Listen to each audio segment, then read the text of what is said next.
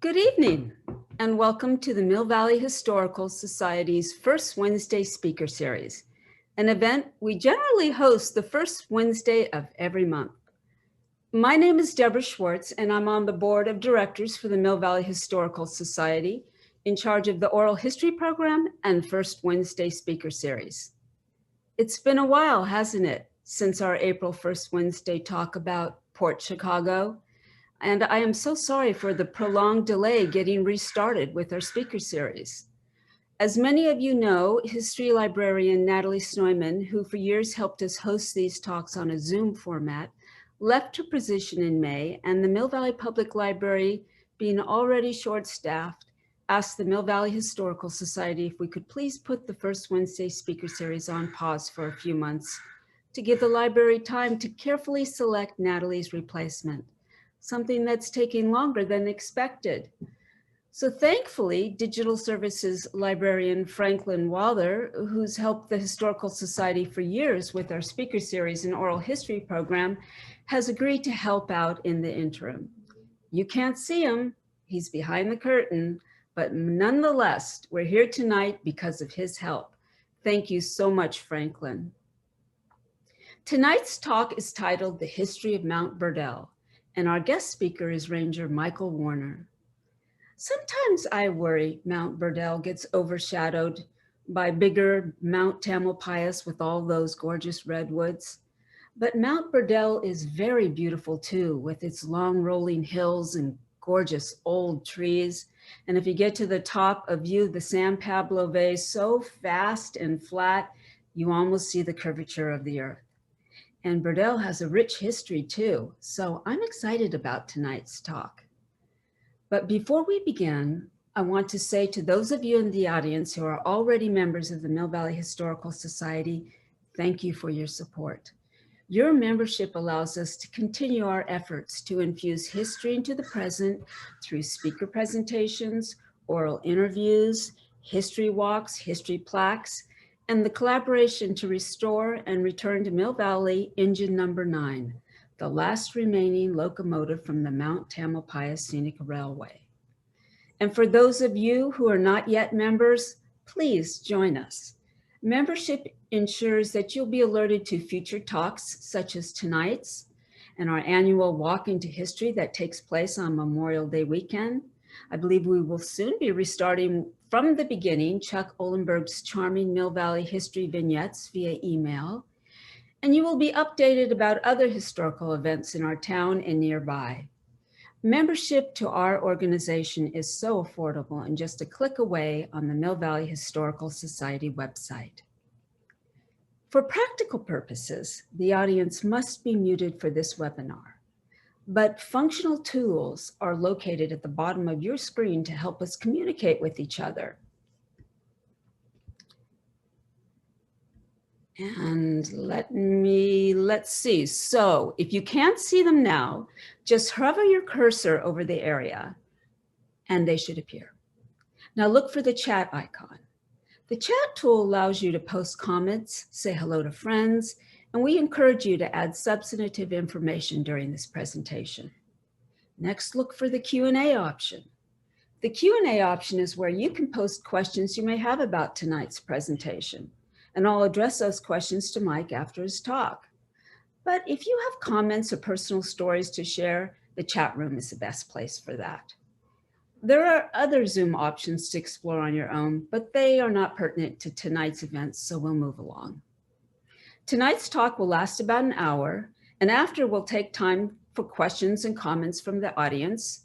This event is being recorded and will be available on the Mill Valley Historical website in just about 3 or 4 days. Just click Events, select First Wednesday Lecture Series, and you'll find tonight's recording as well as many others. I first connected with Michael Warner after I took a hike in 2017 on Chicken Shack Fire Road in the Pacheco Valley Preserve in Novato near Big Rock Ridge. The Chicken Shack Trail is not too long, but it is very steep. And at one point you come upon a smashed and dilapidated truck in the most unlikely of locations, and not just because of the very steep terrain, but also the distance from any serviceable road. And not far away from the truck, if you follow a thin little trail, hidden amongst the oak trees are two lonely white wooden crosses hammered into the ground. How did the truck even get here, I wondered? And what about the crosses? Are there people buried here? I asked my friends, Ranger Matt Circle and author Barry Spitz, about the site. Neither knew anything about it, but like me, were curious. So emails went ping-ponging here and there in search for clues to this mystery. And it was Kate Johnston from the Novato Historical Society who connected me to the only person she could think of who might be able to share insight into the mystery behind the smashed truck, the smashed dune buggy beneath the truck, as it turns out, and the sad wooden crosses nearby. Ranger Michael Warner. Mike did know the history of the crash, and if you're interested, maybe ask him about it after his talk. Mike Warner is a native of Novato and graduated from San Marin High School in 2007. Mike has a degree in geography from Sonoma State University with concentrations in historical geography and GIS mapping. Mike was a park ranger for Marin County Park's Open Space District for nearly a decade and is currently the supervising ranger with the city of Palo Alto's Foothills and Arastradero nature preserves. In addition, he is an active member of the Marin County's Sheriff's Search and Rescue Team. His passion for many years has been the researching of different history topics around Marin County and the Bay Area, which he shares through programs for the public. And that is our good fortune. Won't you please give a warm welcome to Ranger Mike Warner. Mike, welcome. Thank you, Deborah. Thank you for the introduction. Hi, everyone. Welcome. Thank you for joining me tonight. I'm looking forward to sharing one of my favorite history about one of my favorite preserves and of the Marin County Open Space District system. If you're not familiar with that system, it's a series of about 38 open space preserves spaced throughout Marin County, totaling about 17,000 acres that has been put together for over the last 50 years. So with that, I will start the presentation.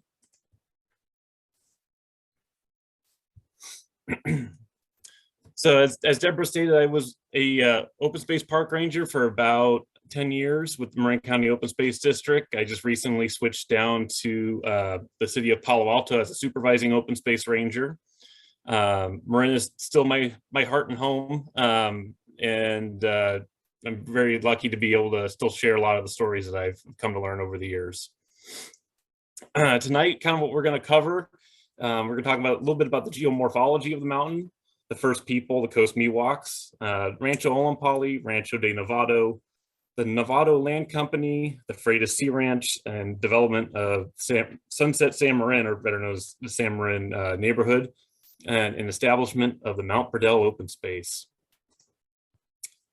Kind of just showing the area that we're talking about. This is the Mount Burdell Open Space Preserve, approximately 2,000 acres on the north side of Novato.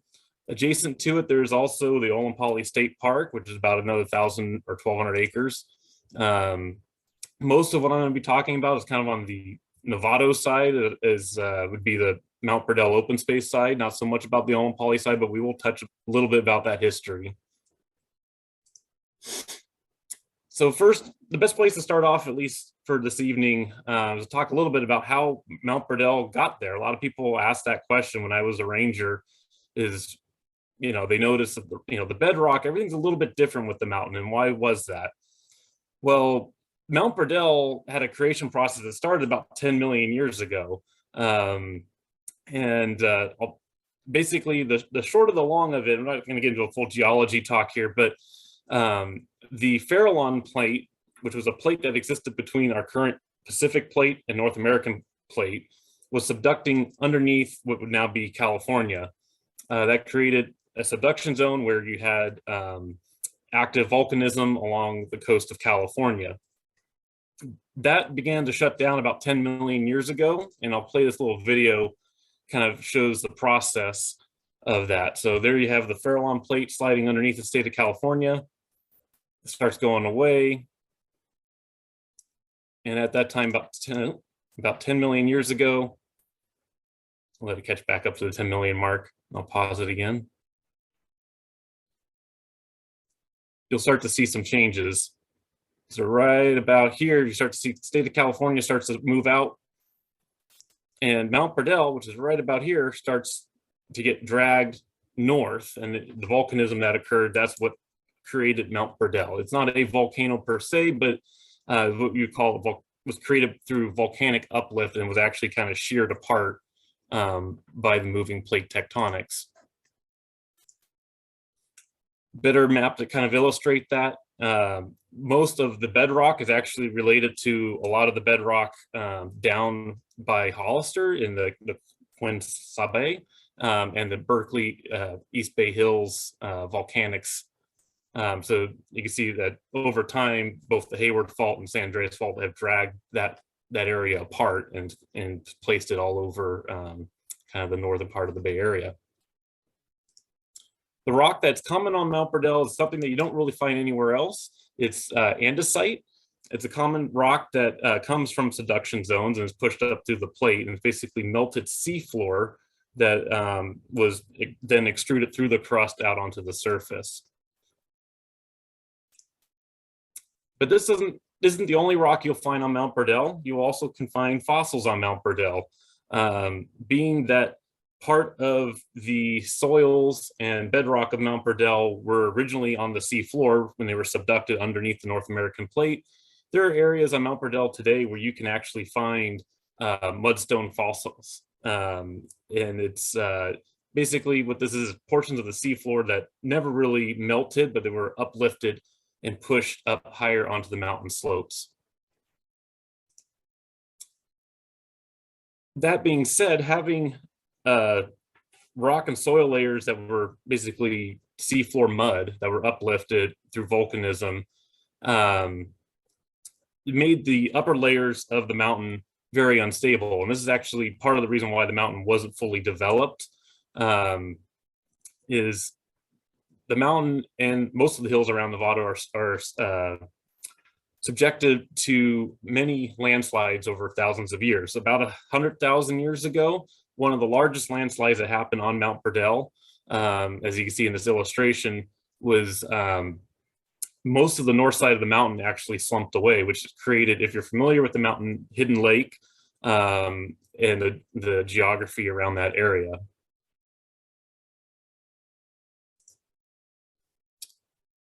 Moving on beyond that, some of the first peoples that lived in the area of Mount Burdell was the coastal Miwoks.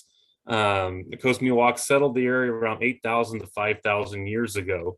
They were descendants of, or thought to be descendants of folks who had immigrated from Asia across the Bering Land Bridge and worked their way down the Pacific coast of North America. That process started probably about 14,000 years ago and continued for many thousands of years. It was kind of more of a gradual, not an all of a sudden movement. Within the Coast Miwoks, there are many different groups. And within these groups, they had many different village sites as well. The areas that we're going to be talking about specifically are the Ami and the Olompali people.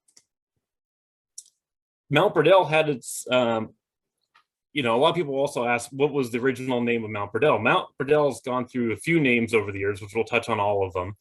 The native name for Mount Burdell is Tucamos. And that was what was at least assessed out back in the 1800s. We're not 100% sure, as everything from that time period, the written records are very spotty, and the information that was passed down to the Western settlers of the area from the Native Americans is kind of a very spotty record. The Ami people and Glass, yeah, I'm going to slaughter that. I'm just not going to say that word. Their communities, pre-Spanish contact was estimated about 572 people, decreased about 23% over 20 years. So you're talking about the time period, basically about 1815 to about 1830. The main village was located near Novato Creek. It was settled, their groups mainly settled in the Novato Creek watershed, which is the map to our right. And that included most of the southern side of Mount Burdell. Novato was an early convert at the Spanish missions, about 1802. He lived within this community, and it's thought that he was the person that Novato was named after by the Spanish, or the area of Novato that we know today. The Olompali community mostly centered around the San Antonio Creek watershed, but they also were in the Rush Creek watershed, which you see down in the little corner there, which encompasses the Olompali State Historic Park. Pre-Spanish contact, it was estimated they had about 658 people, which also decreased by about 28% in 20 years. And these decreases were really driven by disease, which also went out in front of a lot of the settlement by Spanish. It was mostly Spanish, but Russians as well that settled the area. We have to remember that most of these societies that were studied at this point, about 1800, by mostly the Spanish missionaries, they were looking at societies that were already deeply stressed, either by compression factors of groups being forced to move by Western settlers, or by disease that was running out ahead of, as we know from our own current pandemic that we just went through. The disease travels much faster through areas. And so, I mean, you're seeing a 28% drop in population within almost a generation. Would be very significant. So it kind of lends kind of an idea, seeing that what we went through, and then looking back, and I think COVID-19 was only about 1% or so of the United States that that died from that. Think about 28% over 20 years. That's pretty heavy losses, especially on a community that relied mostly on oral tradition for their stories, their history and knowledge. We'll move on from that. The other thing I also like to point out with a lot of Native folks is not thinking of it as a simple, just one community, one area. They lived in this land for over 5,000 years. So thinking about trade, for one, there was a very complex trade system all throughout, not just the Bay Area, but California and even the Western United States, between different tribes. I always like to point out Obsidian is on the right-hand side of the rocks. In Northern Bay Area, there's only 4 sources of obsidian. There's Borax Lake up in Lake County. There's Canocti Mountain, which is also in Lake County. There's also Napa Valley, and there's a few small spots within Marin County, but they're not very great. Quarrying and the material is also very eroded and hard to work with. So in order to build tools or weapons, you would need to basically trade for that, because that wasn't something you had here in Marin in great numbers, or Sonoma County for that matter. So you know, the Coast Miwok and then the Pomo that were up in Sonoma County, they had to get that material from somewhere, and that somewhere was from other counties, and so you had to trade with other communities. So moving a little bit forward into we're going to talk a little bit about Rancho Olompali. So Rancho Olompali was originally granted to Camille Yanisha, and he is the only native, or one of 2 Mexican land grants in Northern California that were granted to Native Americans. This was granted in about 1843. He constructed an adobe home which still stands today, is the oldest structure in Marin County. He was married 4 times, had 2 daughters and a son. The son drowned in an unfortunate accident, which we'll talk about a little bit later here, and had an adopted daughter. Many of these rancho owners, they had to submit their lands once, so talking about kind of the secession of governments in California at the time, you had the Spanish government, which was late 1700s through about 1830, and then, or excuse me, 1836. Then you had the Mexican government after they broke away from Spain. That was in place for about 20 or so years. And then you had the United States government, which came in about 1849, 1850. So during these transitions, landowners such as Camille, Unisha, they had to, when the United States government took over California, they had to repatent their properties and say, hey, the Mexican government gave us this much land. Well, it was quite the process. And for a lot of these landowners, they never actually got to see their land actually upheld in court, which means that they didn't really, they had a hard time selling their properties at value because it wasn't a patented claim. So you could say you own 7,000 acres, but you couldn't sell 7,000 acres for the same price you would for something that was guaranteed somewhere else in the United States. That being said, Unisha was able to sell most of Rancho Olompali in about 1852 to James Black for about $5,200 in gold coins. But he kept about 1,500 acres, which his daughters later sold after his death. But he did not, he passed away in 1856. So his property wasn't patented correctly until 1862. It was about 10 years that it took for his property to get patented. Another major event kind of basing around Rancho Olompali was the Battle of Olympali, which took place on June 24th, 1846, between the Californios and the Mexican government.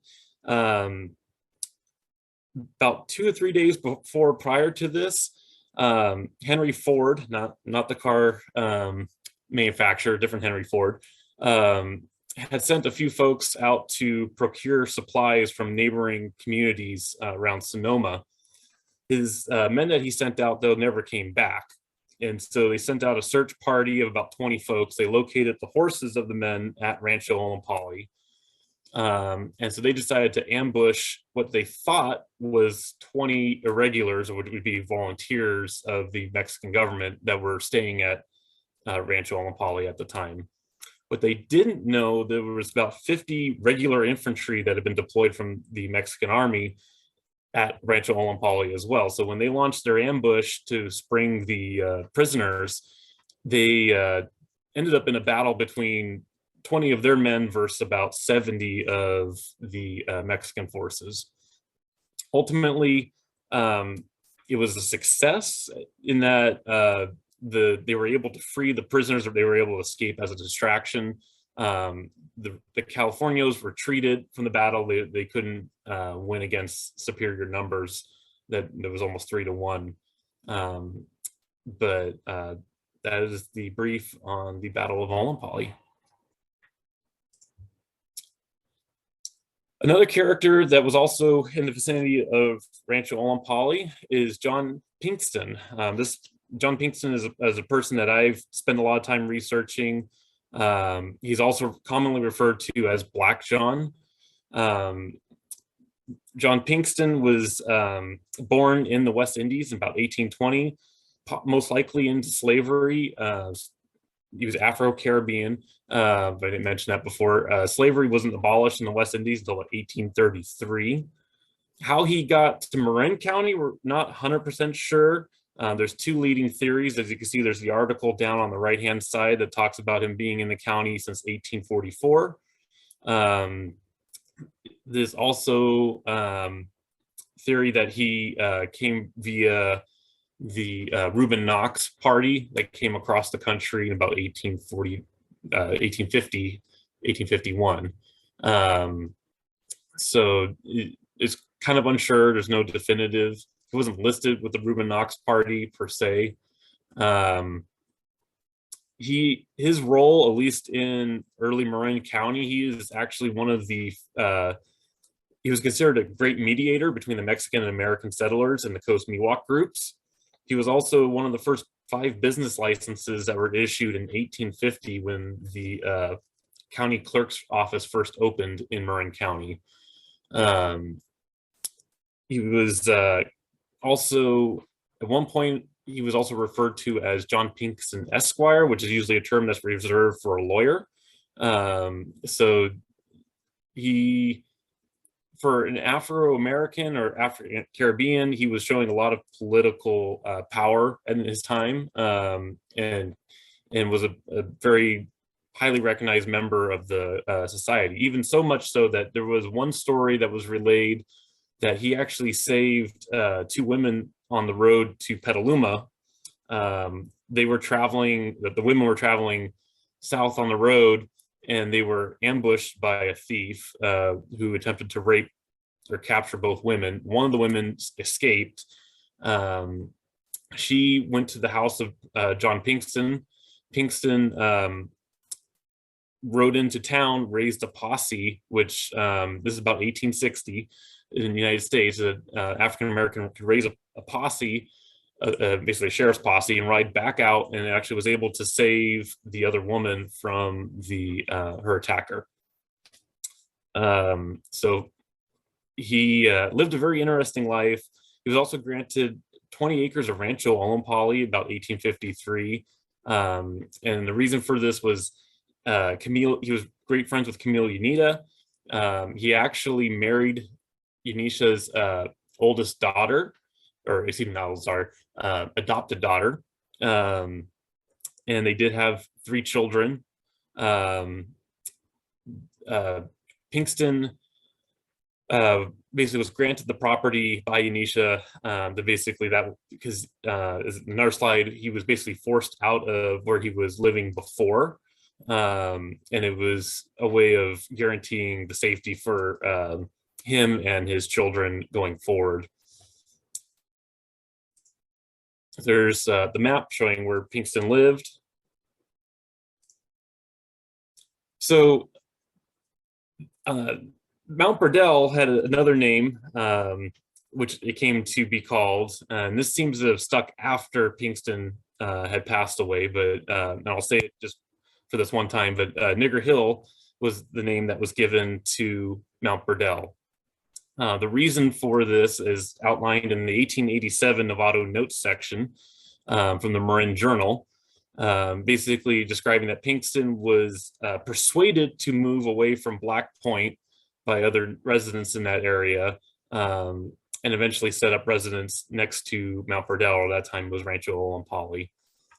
And take this into mind that Pinkston had passed away about 1872, and what was the political climate at this time, about the mid 1800s, we were now kind of in Reconstruction after the Civil War, or at least Reconstruction had ended at that point. And we were starting to see a lot of backlash towards African Americans after the Civil War. This name stuck, and as far as I could tell, it was a common name for Mount Burdell, even though his proper name was Burdell Mountain or Mount Burdell. This name stuck for almost up until about the 1950s.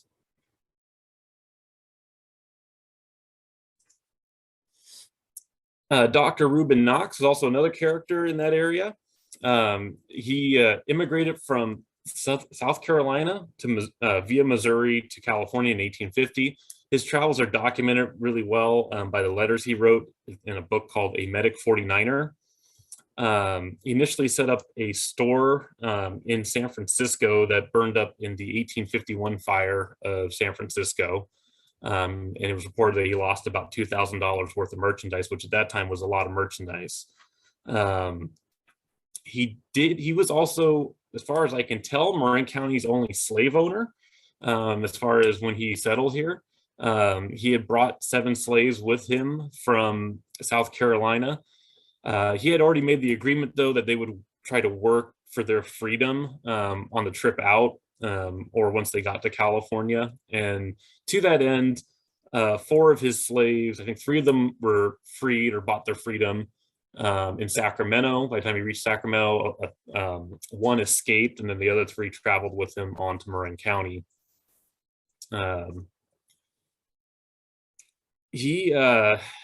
Dr. Ruben Knox also died in an unfortunate boating accident, along with John Allen, James Graham, and Juan Pablo Unisha, which was Camille Unida's son. And that's what the article details on the right there. Joseph Knox was one of Ruben Knox's sons. He also married Maria Antonia Unisha.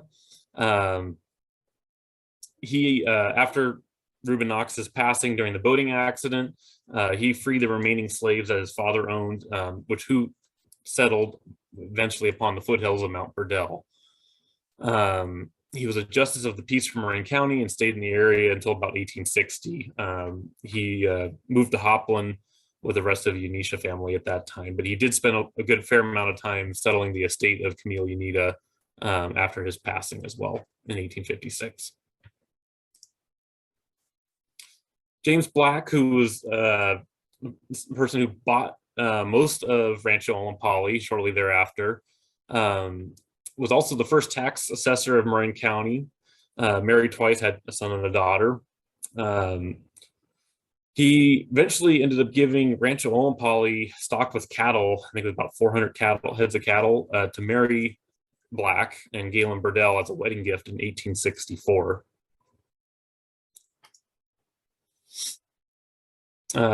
Mary Black and Galen Burdell, or the Burdell, Mary and Galen Burdell,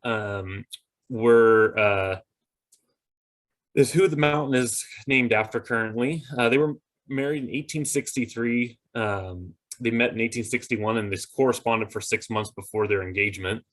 They had a daughter and a son. Galen arrived aboard the SS Duxbury. If that name sounds familiar, that is the same Duxbury that ran aground on just off of Bolinas. He was actually on board the ship when it ran aground, and he was acting ship's doctor, or he was the acting ship's surgeon, I should say, at the time. He was originally, before coming to California, he was actually in Brazil when he heard about gold strike in California and decided to get on the first steamer as it was going around South America to get to California. Galen was a dentist by trade. He actually patented a form of toothpaste, which he sold the rights to, and that's kind of what gave him some money that he was able to establish himself pretty well in California. Once they had Rancho Olompali, Mary tended to the garden and the new mansion, which they built around Unisha's old adobe. Galen was also a member of San Francisco's Volunteer Fire Department and the Committee of Vigilantes, which, if you're not familiar with the Committee of Vigilantes, it was an early form of social justice, I guess we could say, of before they had what we now consider police. Citizens would kind of run their own trials and take justice out on people who have committed crimes against the people. So here's a couple photos of Olompali over time. I'll talk a little bit more about it, but a lot of the stone fences around Rancho Olompali are still in place today, and that was the work of the Burdells, at least part of it. The fountain and gardens of Rancho Olompali were almost nationally renowned, if not world renowned. And then we also have an ad for Galen Burdell as a dentist. A little bit about the dynamic between the Black family and the Burdells. In 1864, Galen Burdell attempted dental surgery on his now mother-in-law, Maria Black, James Black's wife. At the time, it was common use to use chloroform as anesthesia. Unfortunately, Maria died from that use of chloroform. It was the first fatal case recorded in the country at the time. James Black never forgave Galen for that incident. He actually cut the Burdells out of his will. When he passed, or he actually, after, I should back up a minute, he did remarry to Maria Pacheco, who was Juan Ignacio Pacheco's widow. So that tied him also into the estate of the Pachecos, which is another large landowner in Marin, in Novato area. When they were settling his estate, you can see there's an article there. I'll give you folks a chance to read it really quick. But so it was reported, and there's two different versions of the story, but Mary Burdell, James Black's daughter, Galen's wife, was so upset that she actually either tore his will, the signature that he put on his own will, James Black's will, tore it off the will to try to upend the changes that James Black made to cut the Burdells out. Or another version of the story was that she actually took the signature block after ripping it out and actually ate it. And she was actually charged with contempt of court, but then was never officially found guilty.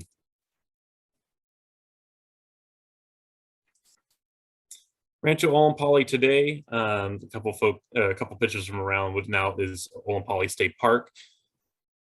The house on the lower right, even though it doesn't look like it, that is actually, it's gone through several remodels and additions, but that is, at the heart of it is Camille Unita's original adobe, which is the original, the oldest structure in Marin County still standing. So getting back on the other side of the mountain, Rancho De Navado. Rancho De Navado transferred amongst many different folks. It was initially granted to Fernando Feliz. It passed to Jacob Lees and to Berzier Simmons. If you know these names, these are names of many of the streets in Novato. Simmons assigned the property to his creditors around 1850, which there's a whole list of names there of who took possession of the property. Eventually, the creditors were bought out one by one, and then the property eventually transferred to Joseph Swiester and Francis DeLong. The property's boundaries were also submitted to the U.S. Land Commission about 1852, and it took until about 1866 for the U.S. Land Commission to issue the patent for the property. In 1879, Swiester and DeLong dissolved their partnership, with Swiester selling most of his holdings out to DeLong. He kept basically kind of the downtown area to develop, or what we know now as Old Town Novato, but at that time was the new downtown. In 1885, both actually Swiester and DeLong passed away, but Francis DeLong dies, leaving most of what was now Rancho De Navado to his son, Frank Coy DeLong. FC DeLong basically was more interested, he was interested in a lot of politics at the time. I think he ended up being a representative as well in the state legislature.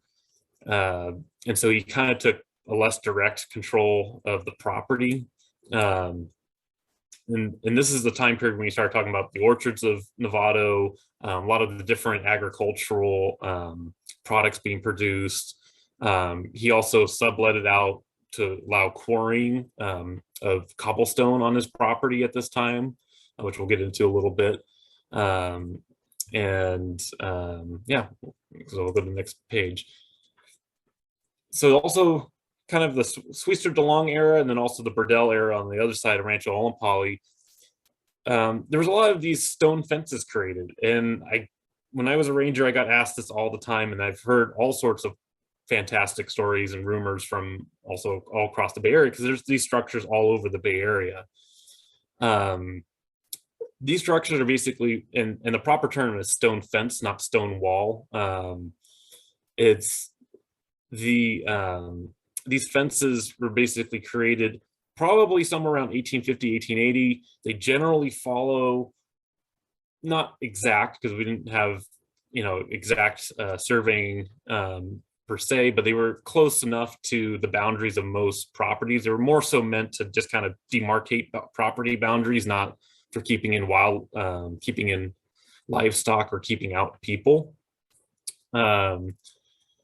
Most of these fences were probably built with Chinese labor, because this was pre the Chinese Exclusion Act, and the rock was usually quarried close by on site. And testing of a lot of these rock fences have kind of put the construction period between 1850 and 1880. The Marin one was most likely built post 1862, but before 1873. And the reason that I kind of came to that conclusion is there's a lot of first generation barbed wire, which wasn't patented until about 1873 on the mountain. So meaning that they would use the material if it was available. But most of these properties weren't confirmed boundary-wise until about the 1860s. So there's about a 10-year period window that we kind of figured when these fences, at least on Mount Burdell, were built. This map kind of just generally shows the position of the stone fences and what's missing. The red is what's currently out there. And like I said, if you look on the right-hand corner, there's this fence that cuts down kind of across along the current boundary of Olompali State Park. That fence basically wouldn't have been put there if it was following the original land grants, because the original land grant, as by this dotted blue line, continued all the way down to Rush Creek. So the fence would have been along that delineation. The reason why it's up there where it's at currently is because that was where the parcel was, the Burdells, once they took over the ranch there in about mid 1860s, that's where the property boundary was, because the portion to the south of that had already been subdivided out.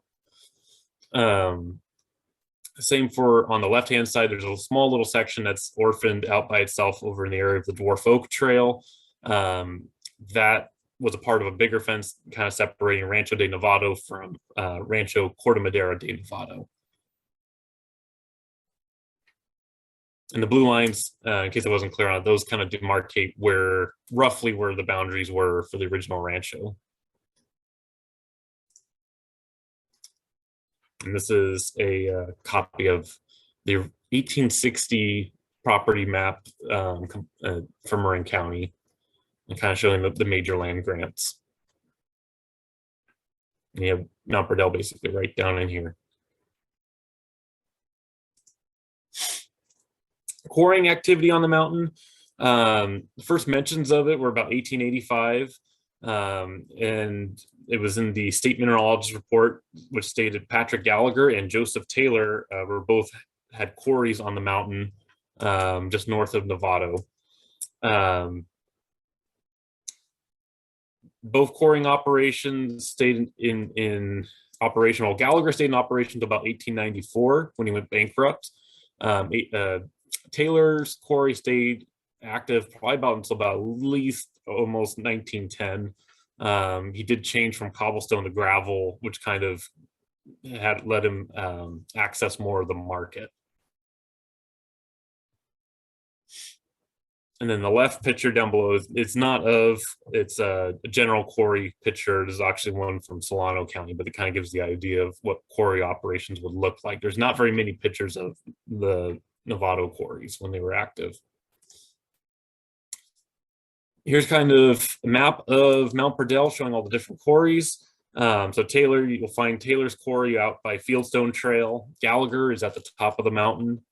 And recently, probably about 6 months ago, I located a third quarry, which was not recorded. I still haven't found any mention in the historical record or printed record of whose quarry that is, out on the west end of Mount Burdell. The thought process of that is it's possibly related to the quarrying of for the stone fences that I just talked about earlier, but that's still kind of an ongoing research. But that's I wanted to throw it on the map so there is actually 3 quarries on the mountain, but we're still learning about that third one. Where Mount Burdell products went, according to the state mineralogist report, the corner of Leland Stanford's house is actually built, the cornerstones of the foundation blocks of Leland Stanford's house actually built with Mount Burdell rock, as well as a lot of the cobblestone streets of San Francisco were laid with Mount Burdell stone. An incident that occurred at the Gallagher quarry was one of Gallagher's workers was upset with Patrick Gallagher and actually torched most of the quarry operations. But because of this, we actually have a very good description on what was actually there at the quarry site, because it lines out what was destroyed by the fire.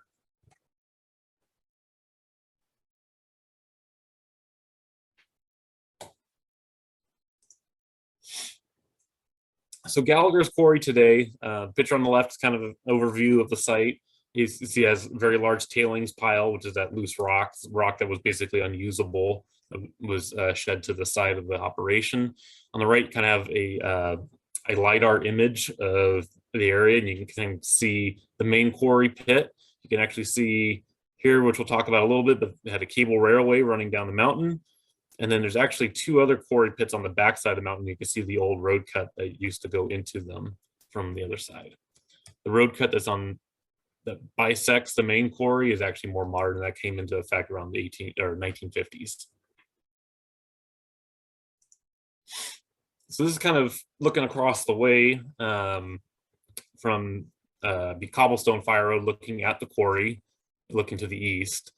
Kind of also gives you a good idea of what the quarry site looked like. You have the cable railway that ran down the face of the mountain.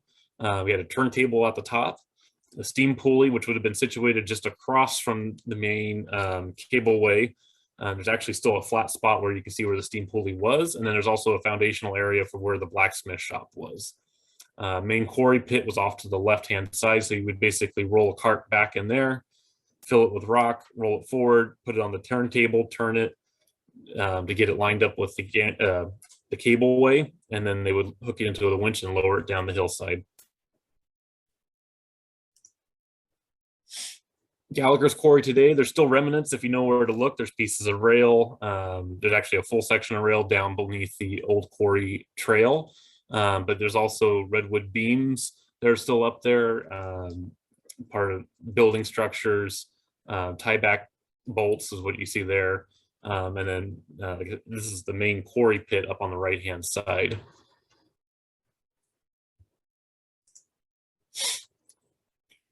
Joseph Taylor's quarry today. This is down on Fieldstone Trail. It wasn't as complex as Gallagher's operation. It was more of just cut and cover type of mining, where they would basically cut open the land, pull the rock out, and then throw the spoils back in. And they would just use wagons to descend the hillside towards Taylor's ranch, which is now where Birkenstock is today.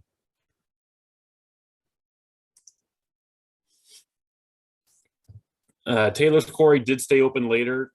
Here's a couple of newspaper articles kind of detailing operations at Taylor's quarry. You have, unfortunately, Peter Tredek, that also, and this story was actually originally brought up to me by a descendant of later ranch owners who mentioned that there had been a person killed in the quarry back in the 1800s, and I was able to actually track down the newspaper article for it. He unfortunately was struck by a 2-ton boulder at the quarry and passed away from that. And then also Taylor pivoted once the cobblestone industry started to go apart in about 1890. And when it fell apart, it was being replaced by the bituminous paving, which was also basically a little bit different than what we would call asphalt paving today. The aggregate was just a little bit bigger, more gravelly. And so Taylor pivoted his operations, started producing crushed rock about 1907, and moved into that realm.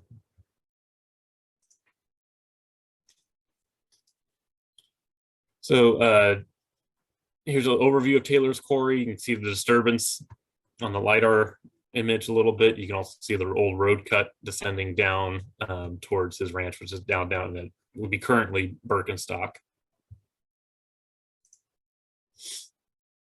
Talking about export routes a little bit. So you got to remember, most of this was all done by wagon. Gallagher had the system of, picture on the right, of using a cable railway to lower stones and materials back and forth from the top of the mountain. That would basically come down to a landing pad on Old Quarry Trail, and then from there they would take it by horse and wagon to a holding lot, which is generally considered to be in the area where the church is at the corner of Simmons and San Marin Drive. And then eventually exported out down through Novato Creek on a scow schooner, which is the pictures down below. Taylor did the same thing, but he just eliminated the railway portion, just used the wagons to bring it to his ranch, and then shipped it out slough, which is now currently Black John Slough. But the name at that time was called Taylor Slough, actually.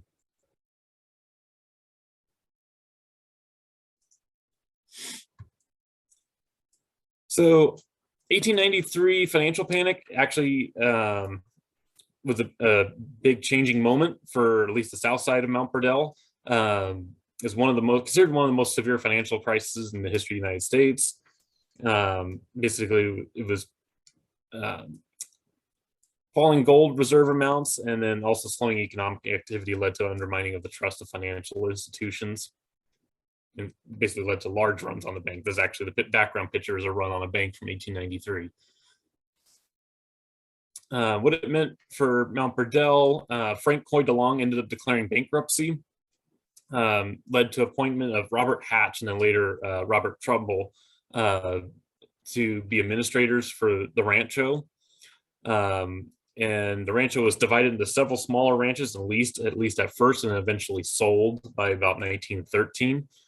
And these smaller properties were the A, B, C, D, E, F, and H ranch. And if you're wondering where the G is, they decided not to put a G ranch in there because the branding would look too much like the C ranch.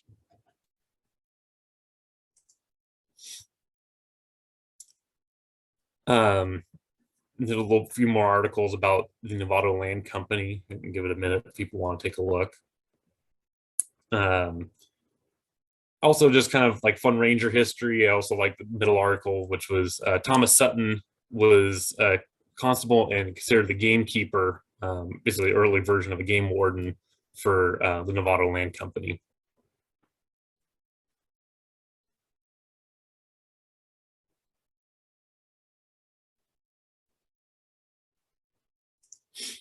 And one of these ranches actually still survives. So it's actually the H Ranch in Novato is actually still one of the original ranches that were separated from Rancho De Navado. Was purchased by the Hill family and has remained intact since that time in 1913. Also for Patrick Gallagher, he also suffered financial stress at this time. So that actually is laid out in order from 1892. He was expanding his quarrying operations both in Novato and Pengrove. 1893, when the financial crisis hit, led to the failure of his business. And in 1894 was the auctioning off of all of his assets regarding the company.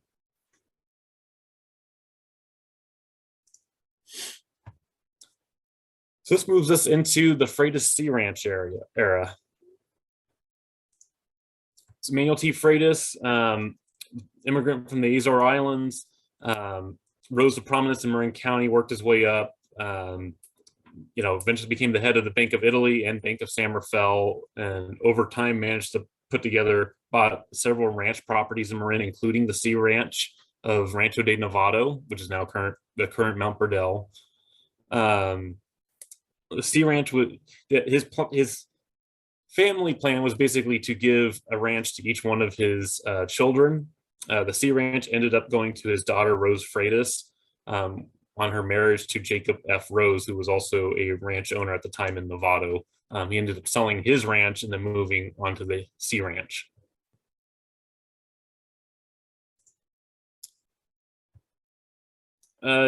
We don't have an exact time when the Sea Ranch was bought, but I do know from a 1912 article that stated that Manuel T. Freitas was in Novato. That was all they said, that he was visiting town for business. And then around 1913, we started seeing newspaper articles talking about the Novato Sea Ranch, or the Freitas Ranch in Novato. One of the structures that's still from that time period, you'll find them, there's these spring houses. That are there's still at least two of them on the mountain, and they actually are there are areas on them that are dated, and so we know exactly about when the time they were built and possibly who the initials of the builders were. A spring house is basically a way of collecting clean water. The diagram on the right kind of shows how this would have looked when it was completed. The example that I have is from the Machaco Trail on Mount Burdell. Unfortunately, the creek has moved around a little bit and over the years has eroded around the structure. And so it's no longer screening very clean water. It's just getting groundwater as it percolates through the building. But it would have been much more of a structure and built up around it and not in the middle of a creek back in its heyday. And this was mostly for cattle operations, and for human consumption. Life on the ranch. I've started pulling a few articles, just kind of detailing a lot of what was going on around that time. We also have folks, this kind of the early date. I like to consider this the era before it was an open space, but it was still acting like an open space. So we had people coming up, enjoying, doing day hikes to the top of the mountain, collecting rocks at the old quarry. People painting paintings of the mountain, going out and kind of just using as a recreational resource. This is kind of the beginning of that, starting around the 1920s. I have a picture from one of my Facebook friends who were able to track this down, but of the quarry in 1910. That's the only picture I know of the quarry.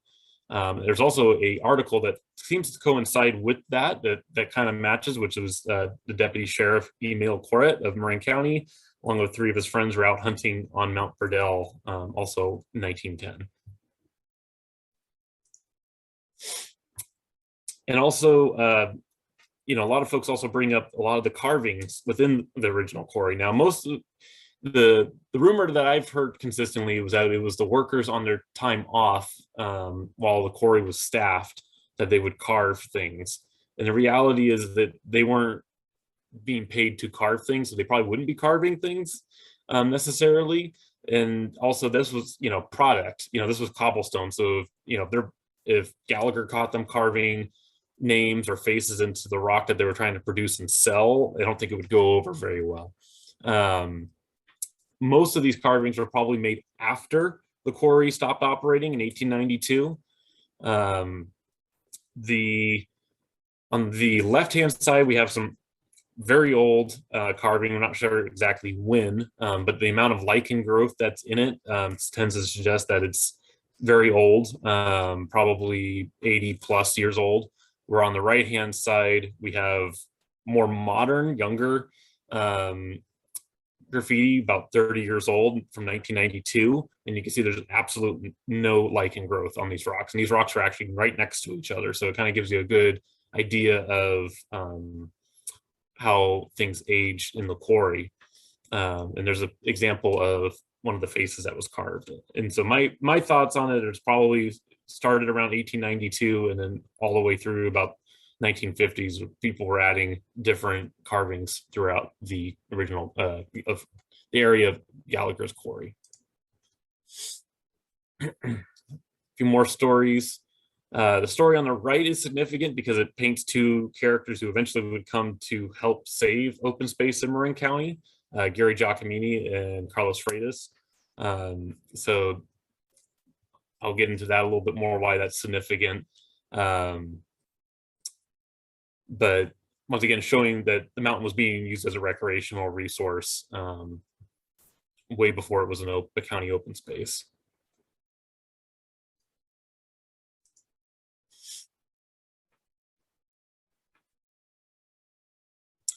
A few more pictures of ranching operations. If you notice down in the right-hand corner, bounties being paid for every mountain lion kill was $20 for killing a mountain lion. And Charles Crosby of Novato received $20 for killing one on the Freitas Ranch in Novato. During World War, or just after World War II, the only plane crash from Hamilton Air Force Base, Army Air Corps Field, on Mount Burdell was that of an L-4, which was a light observation plane, which is pictured up there in the right-hand corner. The pilot was Lieutenant George Hill, or Second Lieutenant George Hill, excuse me. He took him and his staff sergeant. They went on a flight around Mount Burdell in the afternoon of November 12th, 1945. He circled it 4 times, decided that he wanted to do something a little bit more daring. So he dropped down to treetop level, try to fly up the canyon, which is now where Old Quarry Trail is, thinking that his 80 horsepower plane was a 400 horsepower fighter aircraft, and soon realized that the plane did not have the power to climb over the mountain and started to stall. Thinking quick, he decided that he would drop down, try to use his landing gear to bounce over the fence. That's his words, the stone fence that was appearing ahead of him, and that he could take off on the other side of the stone fence without wrecking the aircraft. What ended up happening was that when he bounced, the landing gear collapsed and the plane sailed straight into the stone fence, which there's still a mark in the stone fence from that accident, as you can see in the lower picture there. Neither George or his passenger were injured. They ended up walking out, and I imagine it must have been a very long walk back down to the ranch house at the Freitas Sea Ranch to call for help. As you can see, George did take full responsibility for misjudging the climbing speed of his aircraft. And this is kind of shows kind of the flight path generally up the Old Quarry. He did circle the mountain 4 times before it, and then trying to fly up that steep drainage, which resulted in the accident. Also around this time, parts of the Taylor Quarry were reactivated. The Marin Gravel Company, which I think was part of, there's a few stakeholders. I know the Burdells were involved with it as well. But this was large scale quarry operation for highway gravel production. They were actually hoping that they were going to expand Highway 101 at this time. So you can see the machinery that they had brought in to start quarrying. And this is the area of the Buck Center now. So if you see the big, large quarry pit at the Buck Center in Novato, that's what this is from. There was 2 deaths, I think, during the time that quarry was operational. One person fell into a rock crusher while it was active. Another person was crushed when a front end loader tipped over.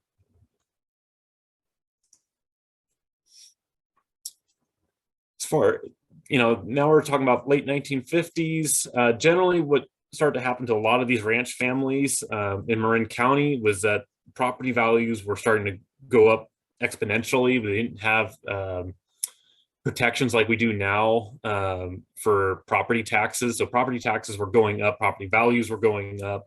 Meanwhile, prices for commodities wasn't really matching that. So a lot of these old time dairy ranch families, orchards, things like that, they just couldn't, it wasn't cost effective for them to even run operations anymore. And basically they were land rich, money poor. And so that's why you started to see a sell-off of a lot of these ranches in Marin County around the same time.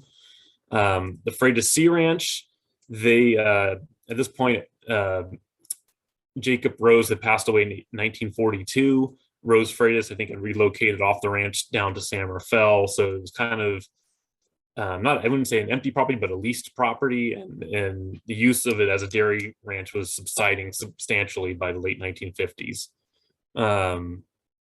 So trying to divest of that property, one of the first ideas they came up with was trying to attract a community college, or excuse me, California State College to Novato. That triangle that I placed on the picture there is just kind of help reference that Senior Hill, which if you went to San Marin, you know that hill very well. It's up behind San Marin High School.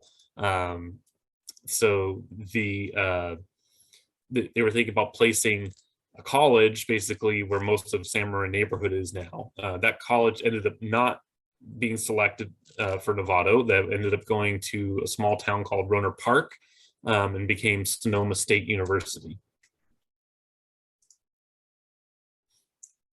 The next couple of ideas that came up was first to plan a golf course for most of Mount Bardell, but appeared that ended up falling through. And As you can see, there's Carlos Freitas again. His name pops up as far as being the spokesperson and trying to help with the property. They also came up with the idea of making it a adults only housing area of Novato, which is also a very short-lived plan, which would have been interesting. And then down below, there's a small excerpt article from a small brush fire on Mount Burdell. And moving into about February 8th, 1962 was when, and there's that the orange triangle again in the picture, it's kind of help reference it again, as Senior Hill, was when the idea of the $100 million city was planned and came to fruition. The Freitas family sold the property to Sunset International Corporation, which is a subsidiary of, of Exxon and a few other oil companies. And here's pictures of the ranch land starting to get developed and graded. Once again, this is Senior Hill, just up behind where the Dwarf Oak Trail now runs, but it's up behind San Marin High School.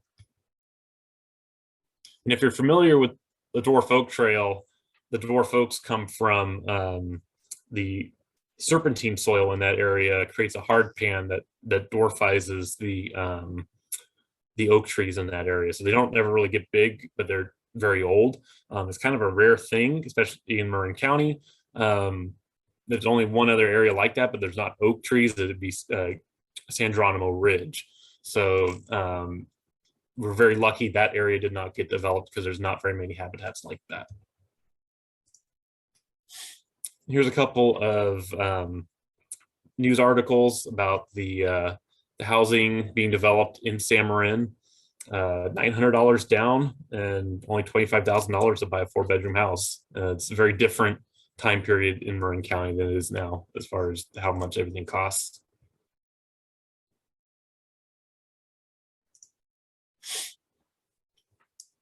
So the mountain continued to develop all throughout the 1960s.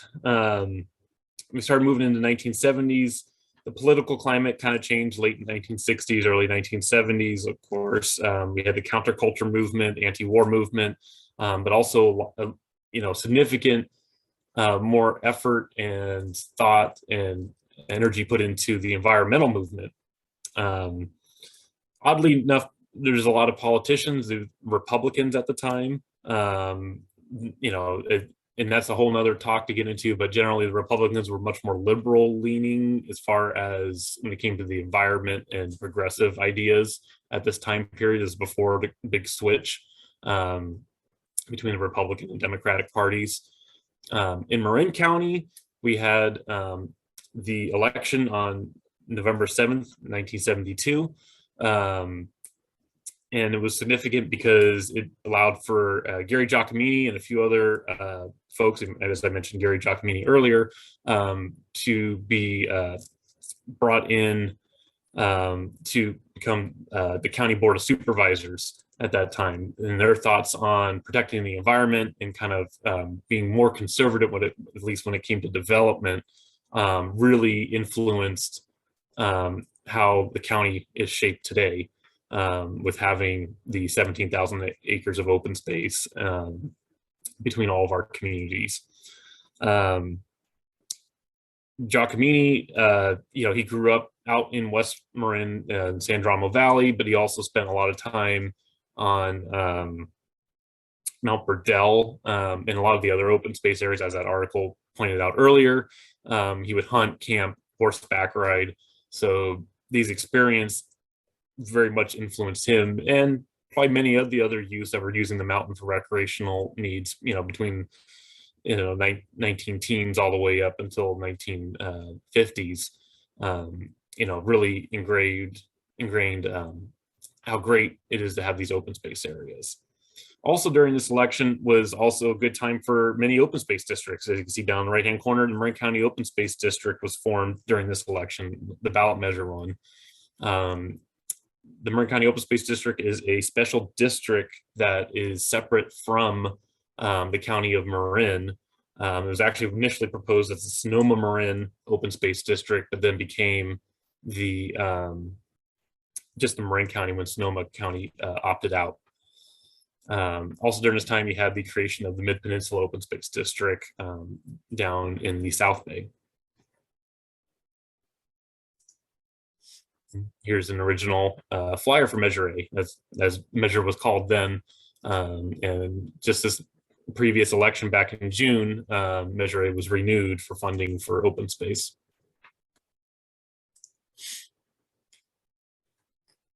So the Mount Burdell wasn't out of, wasn't out, not threatened or finished being threatened from development at this point. They knew it was definitely on the radar of the new Marin County Open Space District and the Board of Supervisors that they want to save at least a portion of the mountain as open space, but they weren't really sure how to do it and get the funding for it. And so between 1973 and 1976, there was a lot of different ideas backed, different funding schemes, different ideas, trying to come up with ways that they could save the mountain. In March of 1976, on actually a day that it snowed both on Mount Burdell and Loma Alta and Mount Tam, Measure B was passed. And this measure was a tax basically imposed on the San Marin Homeowners Association of about $700,000 to pay, at least for mostly in part, of Mount Burdell. I think the county matched funds to a certain degree. And it passed with 83% of the vote, showing how much the community loved the mountain and wanted to save it as public open space. And if I'm mistaken, I think that bond actually just got finished paying off about 5 years ago. So now we're moving into the era of Mount Burdell open space. And this is our last little bit. So early days of the Marin County Open Space District, there wasn't a lot of employees. There's only 1 or 2 rangers. And that was it. So it relied heavily on volunteers. You have the volunteer mounted patrol on the left-hand side there, very integral in securing the property and preventing fires and helping people that were early visitors to the property. One of the first rangers was Ron Paulini. There's a couple of photos I was able to get out of the Open Space Archive, but Ron on horseback, and then also driving one of the first ranger vehicles that stayed with the district for about 10 years, called the Camel, which was a blue and white Land Cruiser that the district managed to purchase.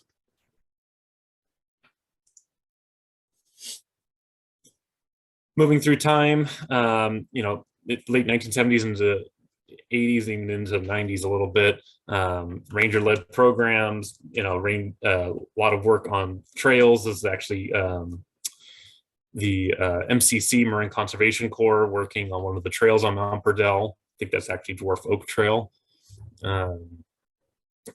You have the original hunt camp on the lower left there. That was at Petroglyphs Grove. That was the hunt camp mentioned in a couple of the articles, that a lot of the youth would come up and stay on Mount Burdell in camp overnight. That's where they would do it. It would be at Petroglyphs Grove, or what is now Petroglyphs Grove, but it was then referred to as the hunt camp. And yeah, keep moving through a little bit of our photos here.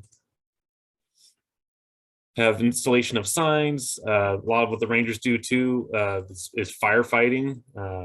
This is a very big part of why the rangers are out there all the time, is prevention of fires, or trying to stop them from getting big. This is some photos from that time period. And the upper right photo is actually interesting. That was mentioned about 1910, 1912. There are underground creeks on Mount Burdell, and this is when one of the rangers actually found one of the underground creeks and collapsed through the fire road, and the fire road actually had to be rerouted through Van Note Meadow. Last but not least, one of the last few things that happened on the mountain was the filming of Back to the Future 3 at the Taylor Quarry. If you've ever seen the part where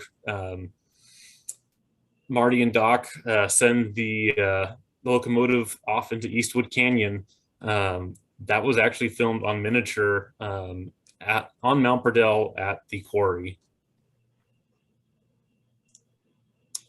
Mount Burdell today, still being used a lot as a recreational resource and a home for all the wildlife species that inhabit the mountain. And with that, that is the brief, but as much as we could probably fit in for tonight, a history of Mount Burdell. Wow. Thank you. Thank you, Mike. There was a lot in there. Yeah. Forties, dentists, rock walls, quarries, slaves, Indians, cattle, grudges, and protected open space, and so much more. Thank you so much. This is really interesting. No idea. I see we have a couple of questions here. We're running a little behind, but we have time for a few questions.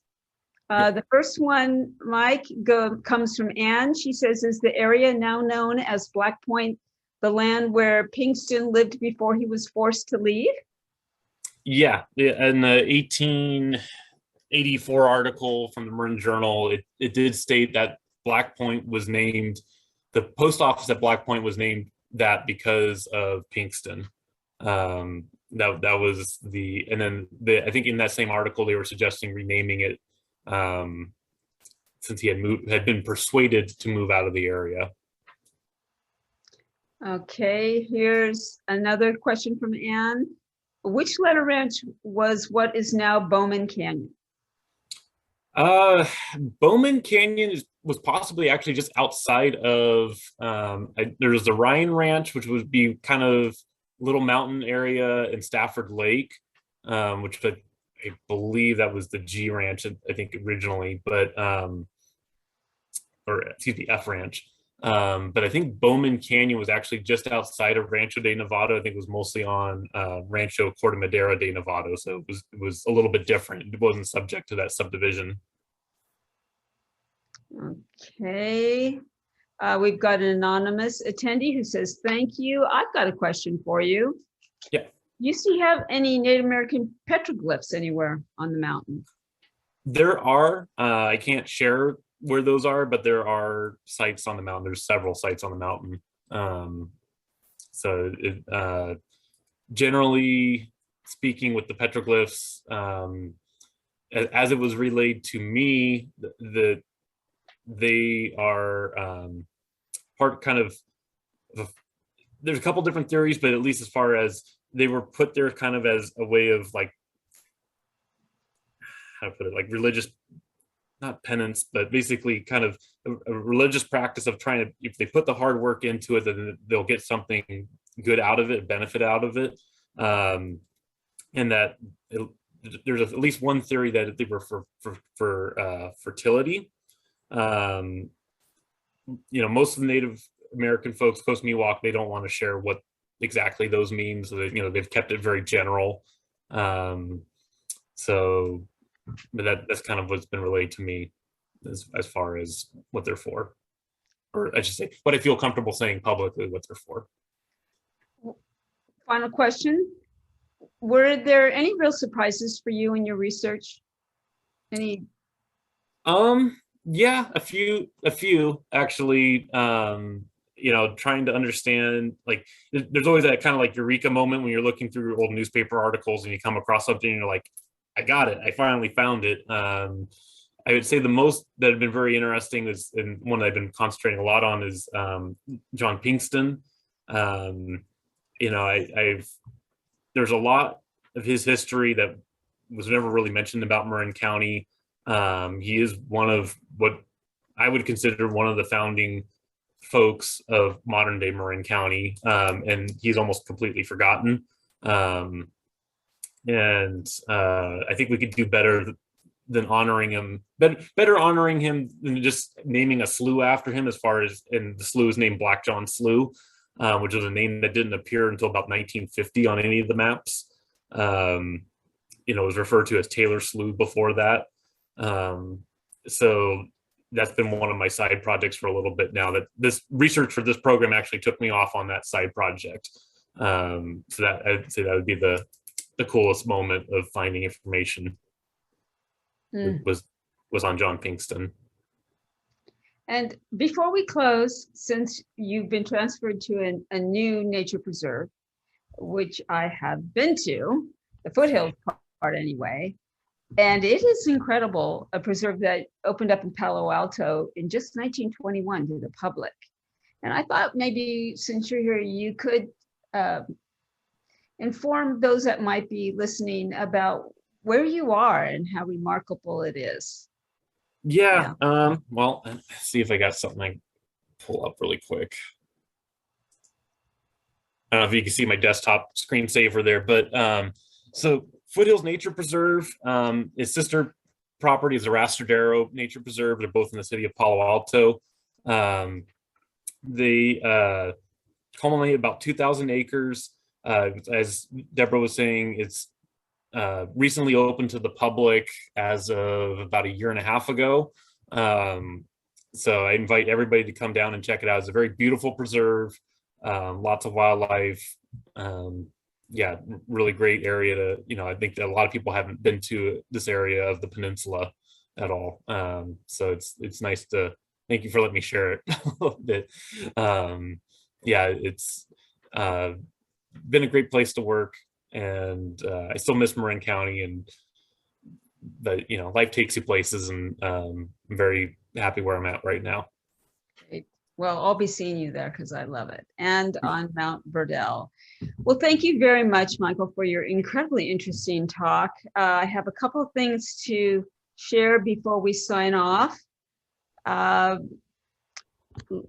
For those of you who have enjoyed our weekly email history vignettes composed by local historian Chuck Olenberg, you'll be pleased to hear that these vignettes have been, hang on, they just bumped me out, bound into a new book called Mill Valley History Vignettes, Volume 2. It's a compilation of 152 of Chuck's most recent vignettes. Volume 2 makes a wonderful companion to Chuck's original book, Mill Valley History Vignettes, which continues to be available in our Mill Valley Historical Society bookstore. Also on our bookstore, and that's available online at our website, is Adventures of Two Coast Miwok Children, written by my dear friend and fellow board member, Betty Girk.